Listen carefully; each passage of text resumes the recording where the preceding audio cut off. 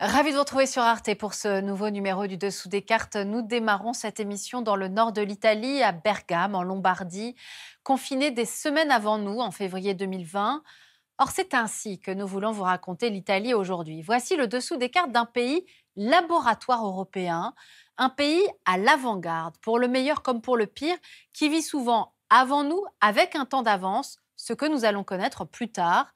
C'est vrai de la Covid-19, mais dans l'histoire, vous allez voir, on trouve bien d'autres illustrations de ce phénomène. Du populisme comme modèle politique aux problématiques migratoires, l'Italie est bien souvent aux avant-postes. Tout de suite donc, direction Bergame.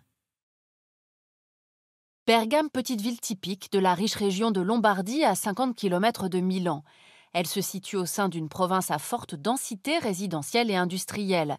Son aéroport, hub italien de Ryanair, est le troisième du pays avec 17 millions de passagers annuels et des liaisons nombreuses jusqu'en Chine, du moins avant la pandémie de la Covid-19.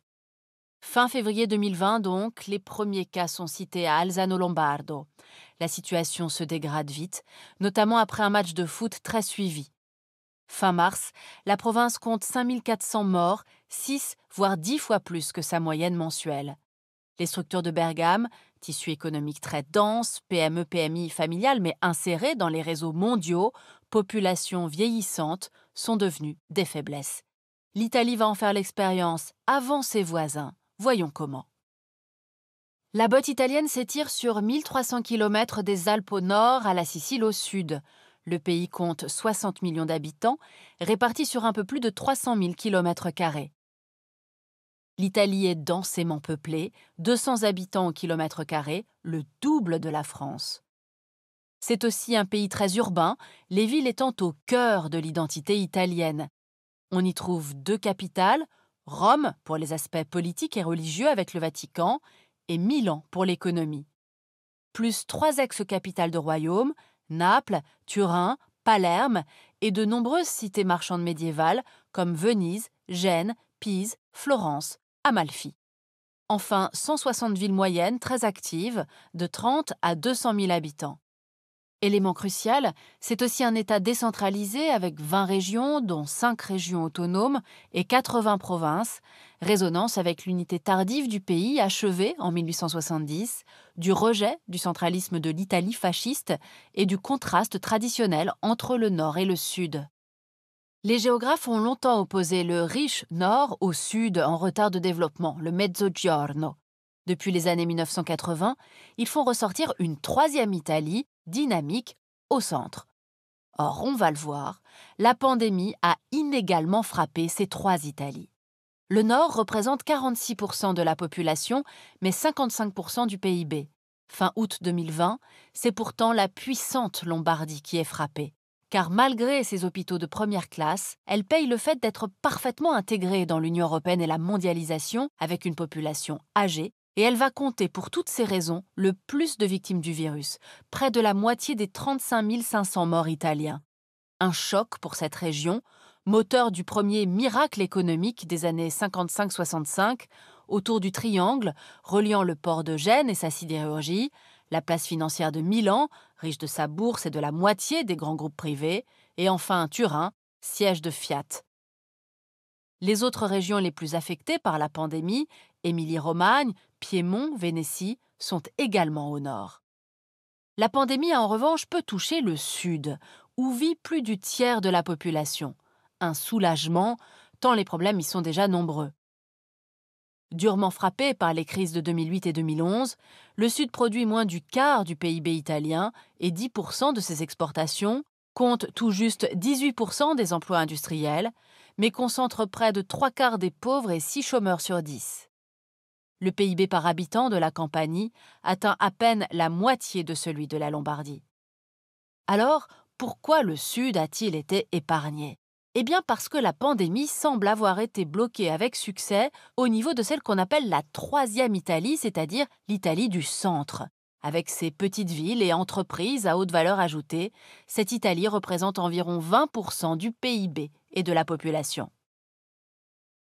L'Italie a donc connu avant ses voisins et la France en particulier la crise de la Covid-19. Ce n'est pas le seul domaine où l'Italie fait figure de laboratoire ou de précurseur. C'est aussi le cas en ce qui concerne le populisme comme modèle politique qui va de pair avec l'euroscepticisme. Pour bien le comprendre, faisons un peu d'histoire.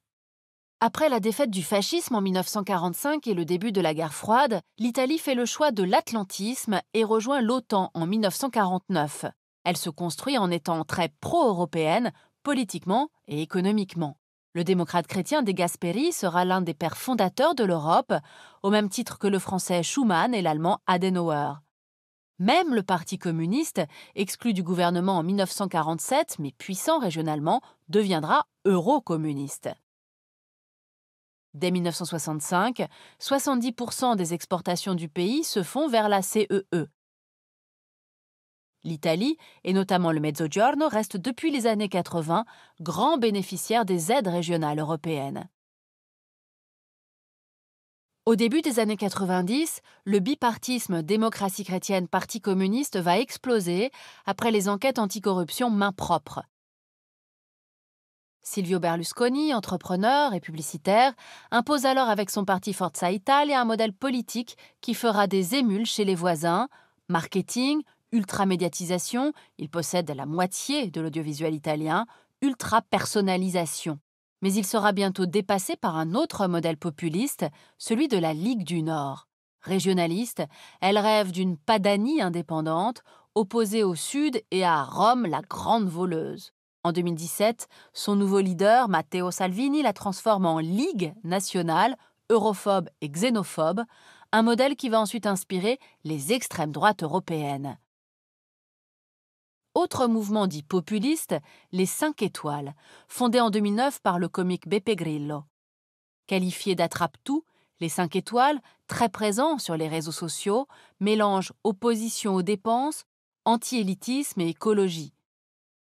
En mars 2018, les 5 étoiles ont remporté 32% des voix aux législatives et la Ligue 17% des voix, les deux bénéficiant des peurs suscitées par la crise de 2008 et la crise des migrants.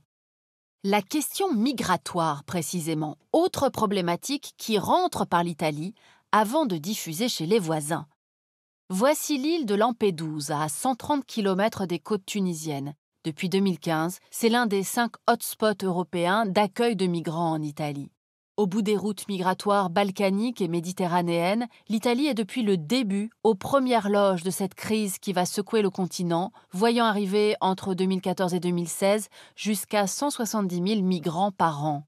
Mais depuis, ces frontières se sont refermées et l'opération Thémis de l'agence européenne Frontex maintient à distance les migrants de Libye et de Turquie.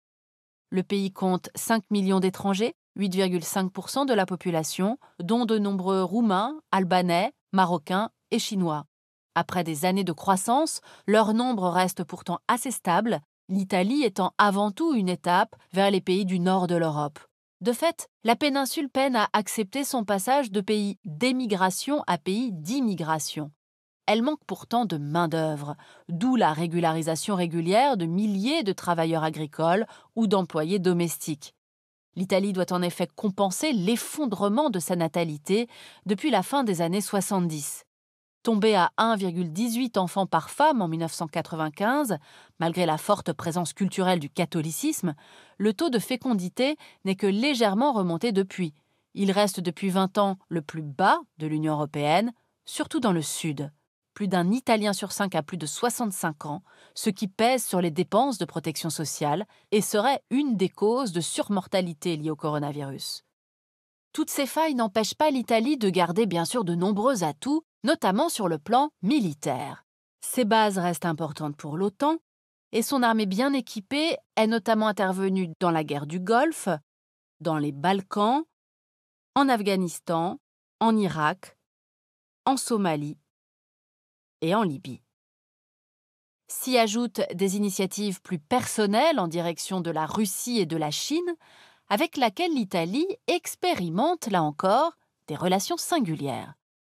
En 2019, Rome a surpris le monde en devenant le premier membre du G7 à rejoindre les routes de la soie chinoises.